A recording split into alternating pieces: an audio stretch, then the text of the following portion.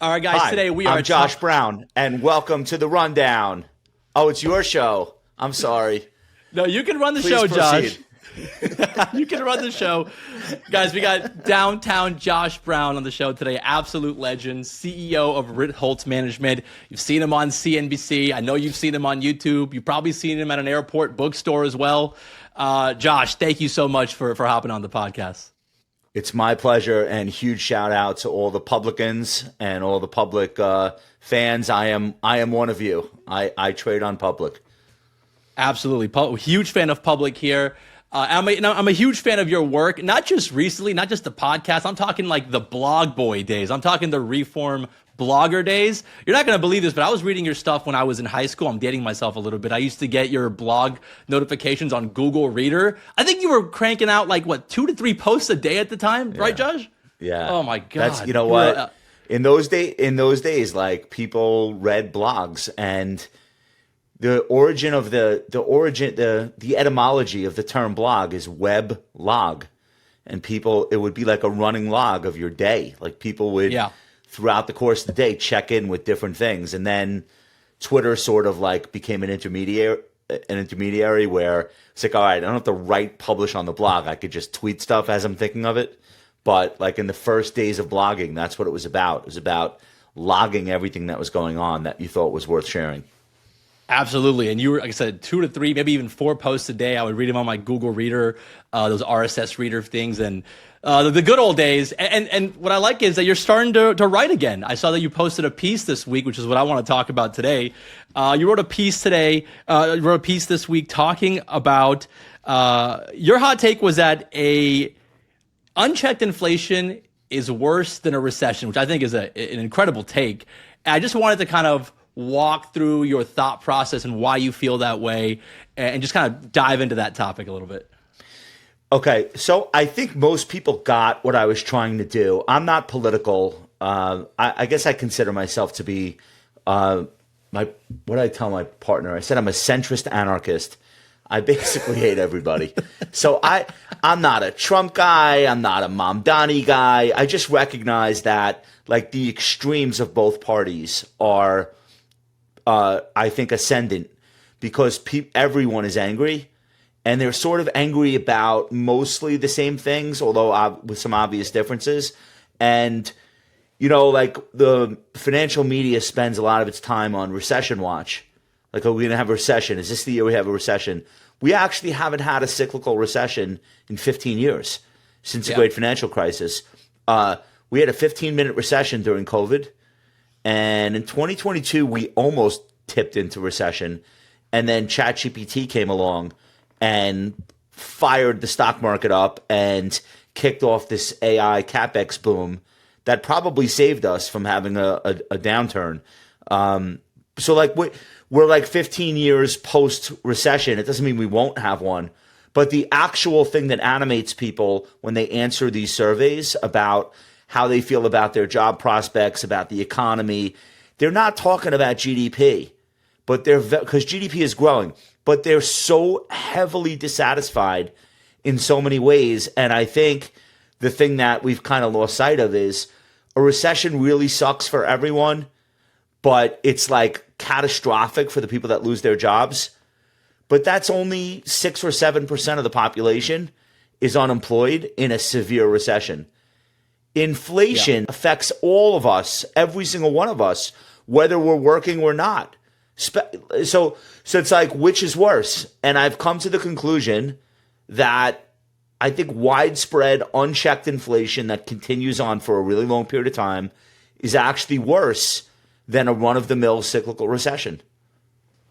I like the take. I think I'm there. I think I'm there now.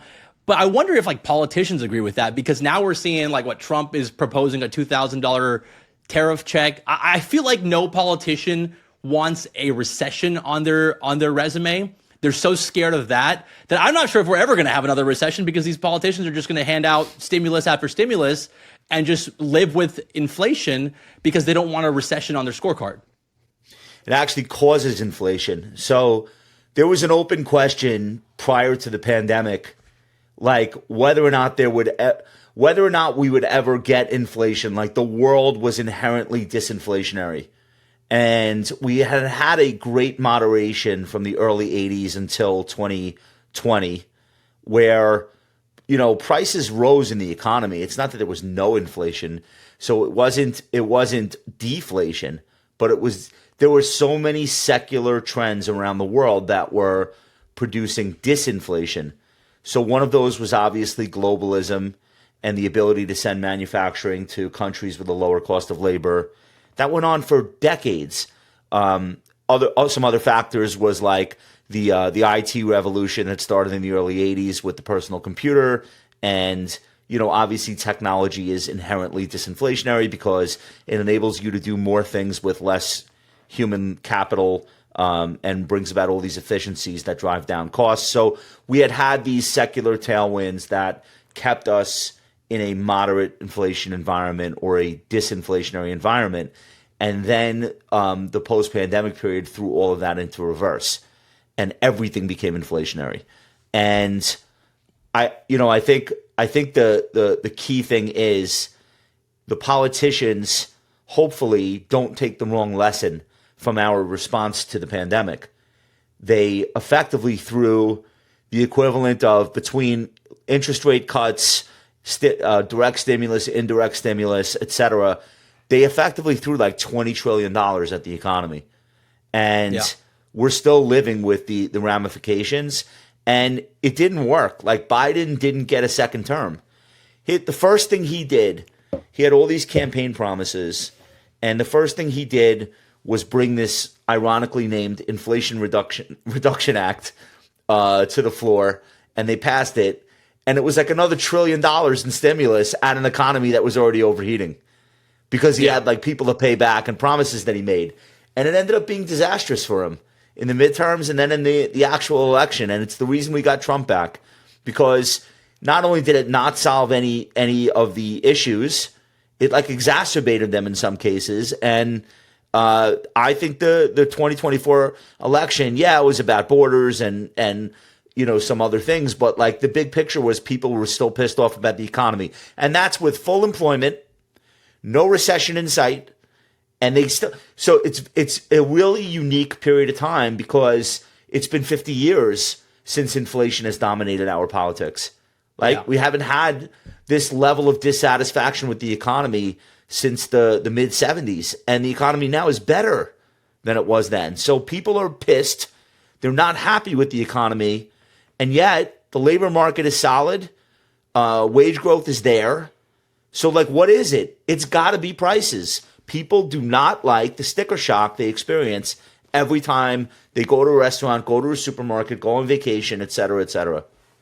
How much of you think this all just comes down to housing, though? Because I think about if you were to survey people that bought their house before 2021, and if you were to survey them, I bet a majority of them are probably feeling okay about the economy, maybe even good about the economy. You don't think so? Because if you bought your house before 2021, you're locked into a low rate. Your house is appreciated 25% in value. Your cost of living is significantly less than someone who's either bought a house later or is trying to buy a house now.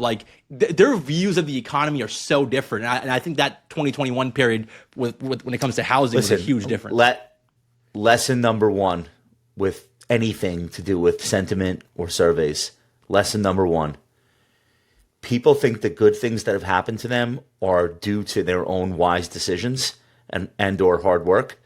And the bad things are someone else's fault. Nobody would say, wow, the Fed and Congress did a great job at boosting the value of my house. Instead, they say, what a great move I made in 2018, right? Trading up, bigger house, locking in a lower mortgage. I am a genius. They may not say that out loud, but subconsciously, nobody ever ascribes good luck or the work of other forces to the things they get right. They will only, though, blame everyone else for the things that don't go in their favor. And this is me too, and also you. This is just human nature. That's a good point. That's a good point. So then, when it comes to the affordability crisis, right now we're seeing Trump get reelected in 2024 off the backs of the affordability thing. Mamdani is now mayor of New York. He's kind of promising the same thing. And you kind of wrote that in your piece, how like they're talking about the same things. They're on the opposite ends of the political spectrum, but they're talking about the same thing, which is affordability. So what do you say to like young people that are like dealing with this right now, that are turning to socialism because they're like, well, maybe that's a solution because I can't afford a house the way things are going right now? They're not turning to socialism. They're electing a candidate who has a proposal to fix it. They're not. Listen, I thought long and hard about this. I do not think Gen Z are socialists. I think if they actually understood what that meant, they would literally laugh. They don't know. So I don't believe this narrative that the whole generation is now turning socialist because of the high price of rent. I do think Mamdani ran an incredible campaign. I mean, everyone thinks this. I'm not saying anything interesting here. But he had answers. Now, we don't know if they're going to work. There's obviously a lot of skepticism because they don't work anywhere else. The bigger picture is that the things that actually matter are not in the control of the mayor of a city, like how much people are getting paid and where wealthy people are choosing to live. And New York City has never been an inexpensive city outside of some pretty dire periods like the 70s, like the late 80s, early 90s. Like, yeah, there were some bargains during the crack epidemic. Congratulations. Is that what we're going to return to? So he can't control these factors. He doesn't control tax rates. Now, is it like the end of the world if he opens 5 municipal supermarkets to make groceries a little bit more affordable for certain areas of the city? Do it. Fine. Yeah. Who gives a shit? Like, that's not the problem with what he's proposing. Free buses, all right. I mean, you know the chaos that's gonna ensue. Yeah. But fine, you could do that too. You could do that too if you think you can pull it off. It doesn't matter. These things are not actually going to change the situation. The situation is it's an expensive city. It's become more expensive. There's almost nowhere for people to live. There are too many wealthy, talented people from around the world who want to be here. They occupy the space. If you fuck up the city with high crime rates, maybe that'll change, and maybe be careful what you wish for. It's like, look, you got affordability back because nobody wants to stay.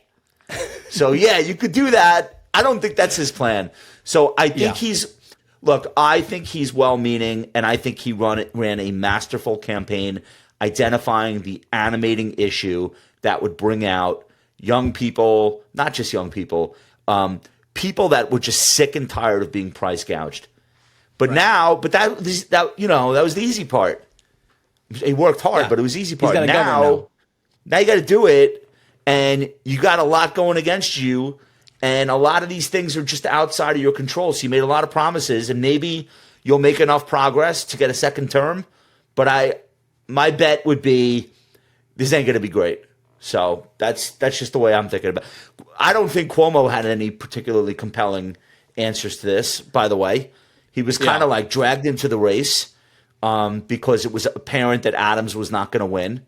And it was like kind of a desperate Hail Mary by the matriarchs and patriarchs of New York society. Yeah. And, they're like, dude, you got to step in here. So he did, but he had very little traction from day one, and it never really got much better. And this is where we are. So we all get to find out together. Yeah, it'll be interesting. I wonder if there's going to be any copycat candidates that try to copy the Mamdani playbook. I'm sure there's going to be all over the country.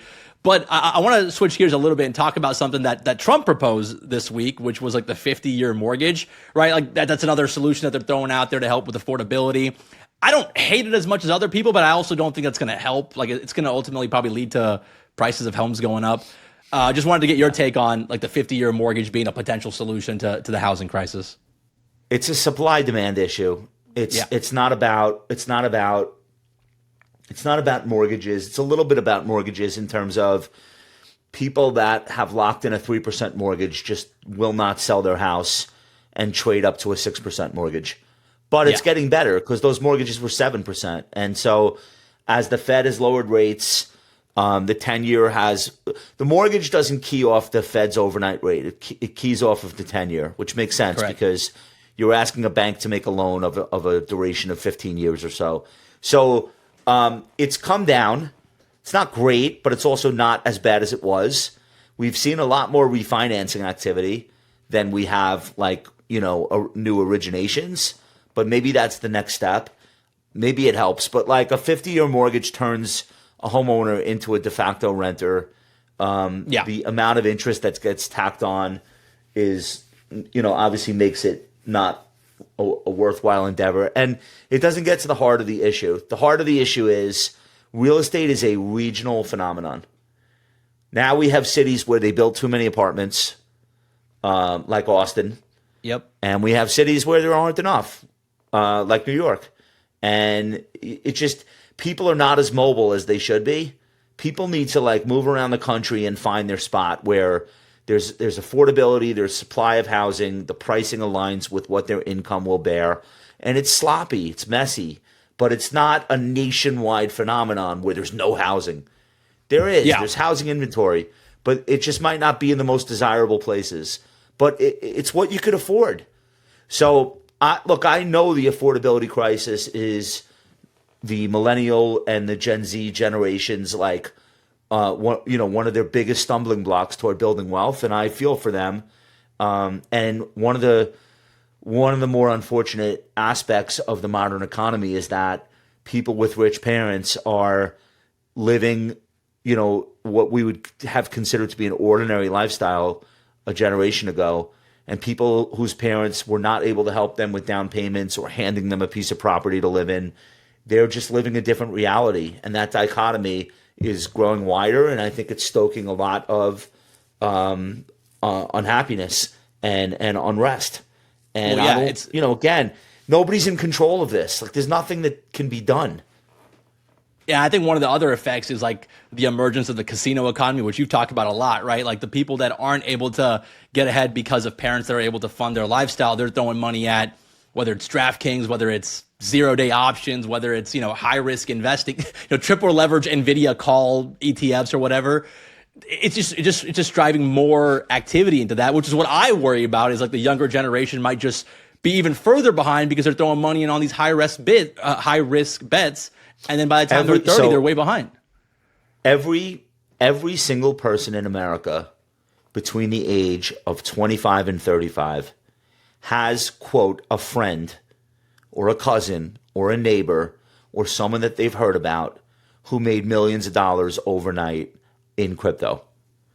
We know that crypto ownership in that generation is widespread enough that statistically every single person has a story. Yo, did you hear about that guy? My brother's best friend. He blah blah blah, and now he lives in this fucking mansion and blah. But it's real. It really happened. It's not fake. Yeah. And so because that really happened, that's what's captured the imagination of the 25-year-old to 35-year-old, and they just look at that like this. This might be my only shot. You got to lose yourself in the music. The moment. You own it. You better never let it go. You only got one shot. Well, do not miss your chance. No, but what do you tell these people? Actually, just allocate to a 60-40 portfolio and earn 8% a year. They're like, are you fucking kidding me? I have no prospects of buying a house and starting a family. And you want me to earn 8% a year in a 401k? While this idiot that I grew up with who used to stick a watch battery up his nose is worth $20 million on paper because he was reading the right Reddit forum at 2 o'clock in the morning and put 20 grand into something. People are just, they are beside themselves with how do I do this? So that's where we get this gambling economy. It's kind of here to stay. They're not getting bored of it. They're ratcheting it up. It's crypto, I think it's options, worse, sports betting. It might be worse. Right. I was going to say with sports betting, with prediction markets. And then you add in the layer of you open up Instagram, right? I'm 34. I'm about to turn 34 next week. And even I still see some of the stuff the 23-year-old with the broccoli hair driving out of his Miami condo with a You can't take Lamborghini, it. and I'm like, right, you can't take it. People are looking at that. People are working for an hourly wage, right? Yeah. They're like sitting somewhere all day, $19 an hour, no 401k. They're just locked out of this ownership class that seems to be running away with the football. And they have friends whose parents like are supporting them, paying their apartment rent, and they're just like, I got to do something. I got to break out of this. I don't know. So, and as a result, they're following these charlatans on TikTok, on Instagram. They're playing right into the hands of all these get-rich-quick schemes, and it's sort of an emergency because most of them are not going to win that way, and a lot of them are going to make their own situations worse. But bigger than that, it feeds into just this general distrust around capitalism and corporatism and investing, and it's like you're all lying to me. I'm not in your world. I'm watching you guys get richer every year, and my situation stays bad, and I can't afford to live, and I just don't believe in this story anymore. And that is the problem. And Mamdani will not be the only person to seize on this because it's becoming a powerful narrative. Now, a lot of these, let me button this up, Zaid. A lot of the people who voted for him now, and they're 26, 27, some time will go by, and they will figure things out. Their career will start to click, and they will start earning money, and they will start, moving toward the light. And then there's going to be this realization of like, wait. I don't really think that we should be paying 52% taxes. I don't really think that New York City landlords should be locked out of making money on their properties and freezing. Like, there'll be this dawning realization, oh, this shit doesn't work. That was a fairy tale. So we have these periodic socialist sort of like explosions. And then in the aftermath, people realize, oh, that's why this doesn't work anywhere. Because it runs completely counter to human nature. Right. I do not actually think everyone else should have the same amount of money as me. I work harder than these people. I'm smarter than these people. This doesn't work at all. So that's where we'll eventually land. So I'm not as pessimistic about the future, but right now in the present, this is what it feels like. It does feel like that way, and I think what I'm starting to realize is before it was like if you were earning minimum wage, you always had a bit of resentment. You always had you were feeling like you were fighting the system. But now even if you make like $80,000, $90,000, $100,000, you posted something on LinkedIn this week where if you're making $120,000 5 years ago, you could generally afford a house, you could generally afford things. You make $120,000 a year today, which is a decent a career, you still can't afford stuff. And I think that's the part that scares me. Even these people that are well off, quote unquote, they might not see the light at the end of the tunnel. They might just be like, well, I make a decent enough money where I can throw even more money into high risk plays. And then they're going to end up being even more further behind instead of just doing the boring thing that I did growing up, which is investing index funds.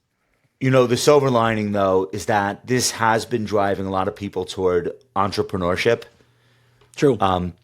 Where and look, not every business that gets started succeeds, but just giving people the impetus to say, you know what, I wasn't lucky enough to have the right internships in the summers in between my sophomore, junior, and senior year at school. I didn't have parents that were connected.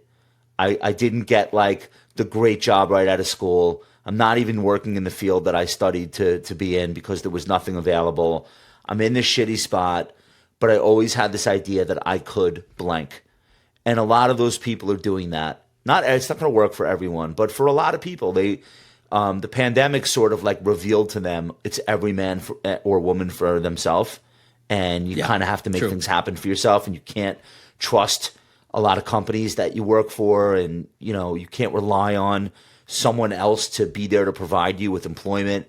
And so I do think that while there are these socialistic uprisings within this generation, I also think that there is a lot of individualism and entrepreneurship. And I know those two things kind of sound like a juxtaposition that can't exist, but very bizarrely, it does exist.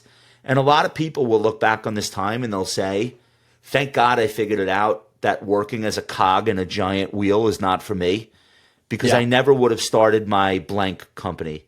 And you name it, event planning, carpentry. Hey, I'm the perfect HVAC. example of this. I'm the perfect right. example. Went from an engineer to talking to someone like yourself. So there's a Yeah, lot of so opportunities in another these era, days. in another era, you might just be like sitting in a cubicle watching the clock to hit 5 p.m. so you could slide down the back of the dinosaur tail and head off home like Fred Flintstone. But like in this era, a lot of people are choosing entrepreneurship for better or for worse. I think that's sort of a silver lining for this generation. Absolutely. I want to give you the last question. I want to talk about the wealth effect. It's something that you talk a lot about, and I hadn't heard about it. I know you're a big fan of the wealth effect. Can you just give me 2 minutes on the wealth effect, why it's important, and what your take on it is? Okay, so for most U.S. households, my colleague Callie Cox, who is our chief market strategist at Ritholtz. Okay, so Callie actually wrote about this recently. Like, in reality, the economy is driven by whether or not people have jobs. Like, that's really the most important thing, is paychecks. That's what keeps the economy going. There's nothing else, right? Okay. But my take is like a little bit more meta than that, because I'm not saying, no, the stock market is more important than jobs. I'm actually saying the fact that there are more jobs is a result of the stock market.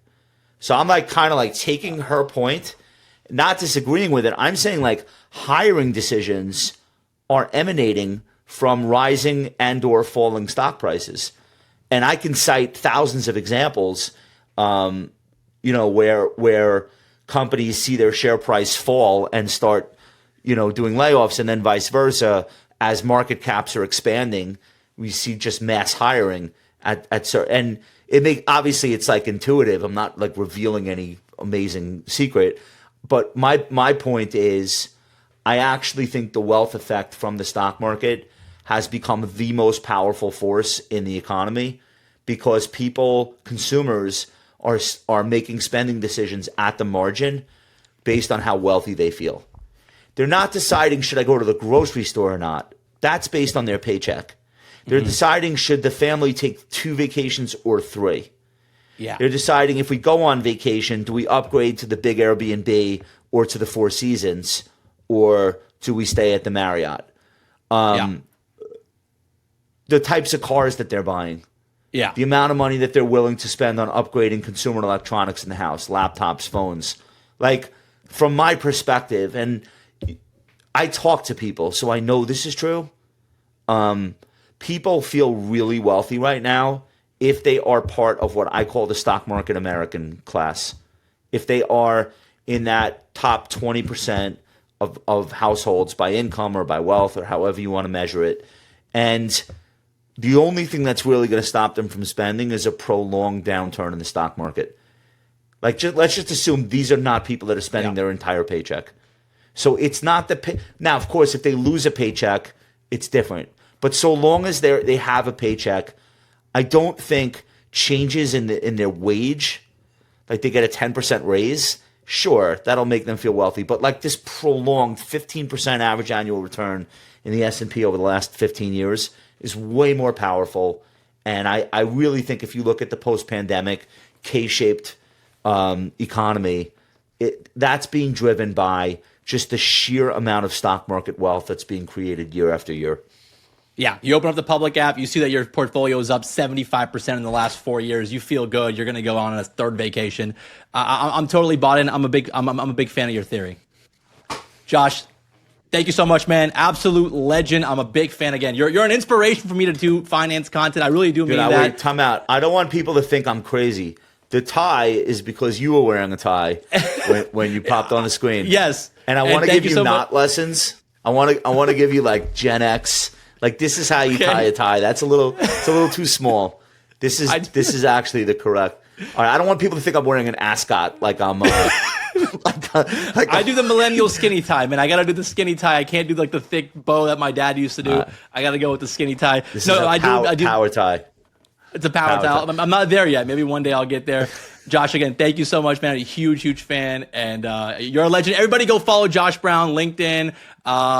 Your podcast is fantastic. Shout out to Michael Batnick as well, Compound and Friends. Huge fan of that stuff. So everyone go follow Josh, and thank you again for coming on. Cheers, dude. Thanks for having me. Of course.